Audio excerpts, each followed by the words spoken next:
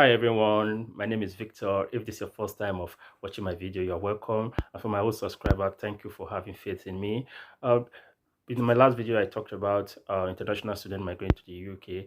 But this video, I'll be talking about some of the proposals that have been made by the UK Home Office for consideration. And the first proposal, I think several proposals were made, but I will want to talk about three of the proposals because as it relates to international students directly, most especially those of us from Nigeria and Indians who make the bulk of international students coming in with large number of dependent. And the first proposal, it's the Home Office has drafted a proposal of considering increasing the work hours from 20 hours to 30 hours or scrapping the work for international students. Before now, international students can only work 20 hours per week. That is the legal requirement for international students schooling in the UK. So the Home Office is trying to bring up a proposal either to scrap the hour limit for international students or to increase it from 20 hours to 30 hours. This is a good news. It comes with its own positive and negative aspect of it. While some international students are happy, some sees it as a setback in a way. Yet to me, it's a win-win situation because increasing the hours does not only benefit international students coming to the UK to study, it also benefits the UK. Okay, let me put it this way. It will be a win for international students because working 30 hours or scrapping the hour limit for international students studying in the UK would mean that international students can work more because more hour in the UK means more money. Okay, you work more hours, you get more money to be able to pay your balance tuition, pay your bills owing to the high cost of living expenses in the UK, especially the high cost of gas. You should be able to, you are working more hours, you have more money to meet up your bills obligation. Yeah, but another disadvantage you'll be looking at it. This might lead to poor performance from international students, some students, because if you are giving much time to work than more time to studies, the probability that most persons might drop, their performance might drop, it's there. And even the possibility of some persons abandoning their studies for over job, because the primary reason why you're here as an international student is first of all to study. Okay, so if for any reason you abandon that and face the other, it become an issue. Okay, then for the win-win situation I'm talking about it's for the employer and the United Kingdom. Of course, when international students working 20 hours, the amount they earn working 20 hours is not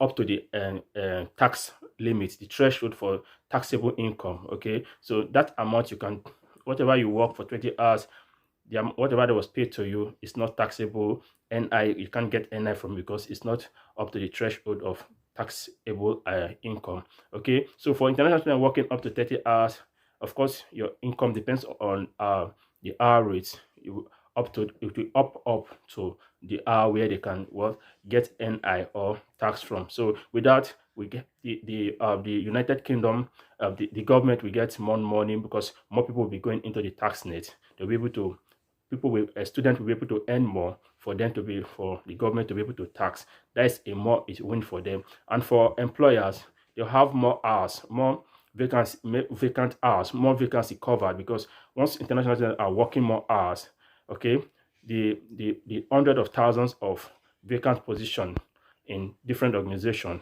will be filled up. At least it will be a win-win for the employer. So with that, employer will be confident that, oh, they have staff to cover all the available openings for that shift or that period. This is a win-win for everybody. But from my own opinion, I don't think this is a good idea.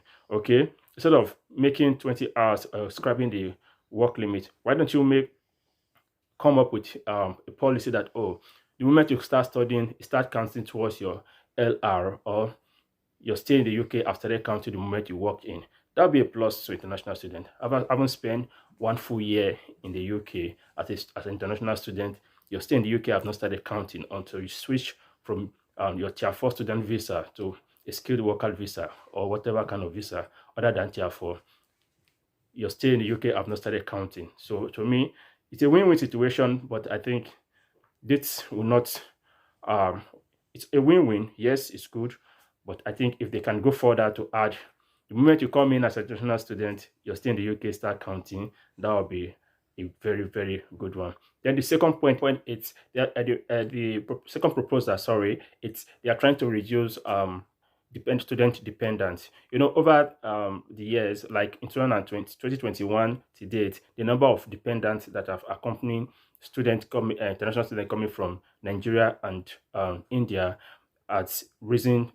That has tripled the number of students. Okay, take for instance, 100 students, international students are coming in, 300 dependent is coming alongside international students. So this has raised some concern about the UK government, because according to them, they said it's putting pressure on the housing, education, schools, primary, secondary, and their health system, because most of their schools, primary, secondary, have the carrying capacity. Okay, so most of their schools have exceeded that capacity, and they cannot afford to see pupils or students without who want to go to school, but there's no school that want to accommodate them, because most of the schools have exceeded their carrying capacity. So with this, they are now concerned with the number of persons coming in.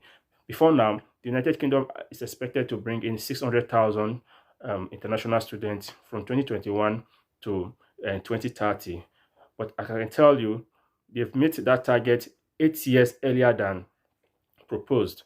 As at statistics that they released, I think a few days ago, shows that 504,000 international students has come to the UK within 2021 to 2023.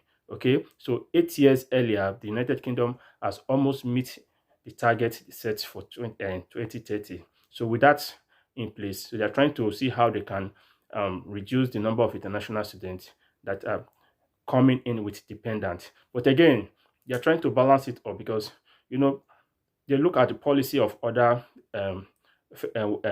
first world country like the United States of America, Canada, New Zealand, and Australia. Okay, if you put bring up a restriction about international students coming in with dependents, okay, and it's if you decide the United Kingdom, the Home Office said they are not going to be granting visa to international students studying 1 year master's program and below.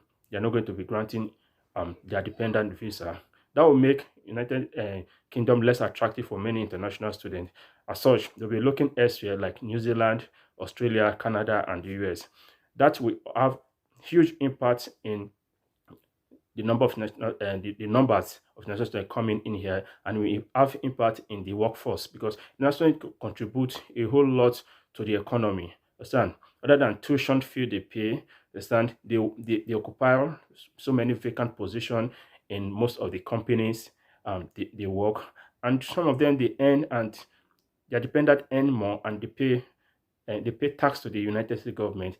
They spend their money in the economy. It's improved the gross domestic product, the GDP of the United Kingdom. So if they come up with this policy, smaller schools might even go bankrupt. Okay, because schools in the United Kingdom most like is being funded by the school. It's not like some other country. I don't want to mention them, where all the funds or funding of an institution come from the government, the central government. Here, their research work and all that, they used to fund their school. Every university has autonomy, okay, to run its program. So if you bring up this policy and United Kingdom is no longer attractive for international students, most of the smaller school, when I mean smaller school, I don't mean small cell structure, the low rated schools might go bankrupt, because they might not be able to meet up their financial obligation to keep the school, the institution afloat. And another impact is UK citizen might be forced to pay high tuition fee, because as you know, they pay far lesser than what international students pay. So if this law come into effect, it might reduce the number of international students coming in. That will put pressure on the school to want to increase the number of fees the citizens or the residents, those who are here, who citizens who have permanent stay here in the United Kingdom, to want to pay more. They'll have to pay more for more tuition fee to cover up the shortfall as a result of less international students coming in. So this consideration is still ongoing. It has not been decided yet, but let's keep our fingers crossed and see how it goes. The third proposal is on students, restriction on students studying a low quality degree.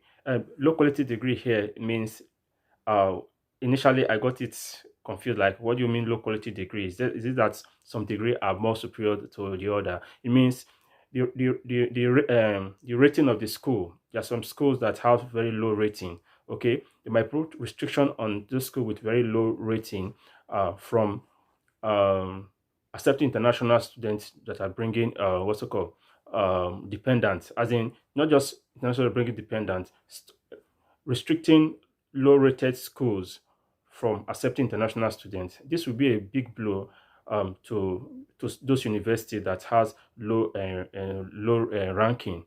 Okay, because if you restrict the sponsorship, the international students coming to the UK, to those top and high rated university, it will means that the high rated university will have more money to fund their research project and all that, while the low rated this thing will go bankrupt and in fact non-existent. Okay, so that is another area they are trying to see how it will, but which I believe this one will not fly, because you cannot, you're trying to promote those that are doing well, and instead of encouraging those that are coming up to do better, you are trying to see how you can take the little they have and make their work for their rating will even go worse than it is now, because if they don't have enough funding for their research project and to keep other infrastructure up to date, of course their rating will still go bad. So with this, there's some other proposal that the Home Office um, have drafted out, but all of these are still being in consideration. They are still debating on it, but I believe in the coming days, we'll get we'll get more detailed information about it, and this will also arm intended international students coming to the UK. Okay, to always keep faith in this channel, keep listening to this channel, as I'll up my game. Whenever information is being released from the Home Office, definitely you get it here. First hand information, right information, get it first hand, so that you can be able to plan yourself, know how to go about it, so you will not be caught napping. Thank you very much. If this video is impactful to you, please, you can share, like, and subscribe to my page. Thank you for the encouragement. For the past few days, I've been receiving messages, calls, and all that, commendation, criticism. Like I did say, at this early stage of it, criticism is welcome. I think it will make me grow faster and will make me strong. Thank you very much for keeping faith in me. Don't forget to like, place your notification button up, so that whenever I posted a video, you'll be the first to get it.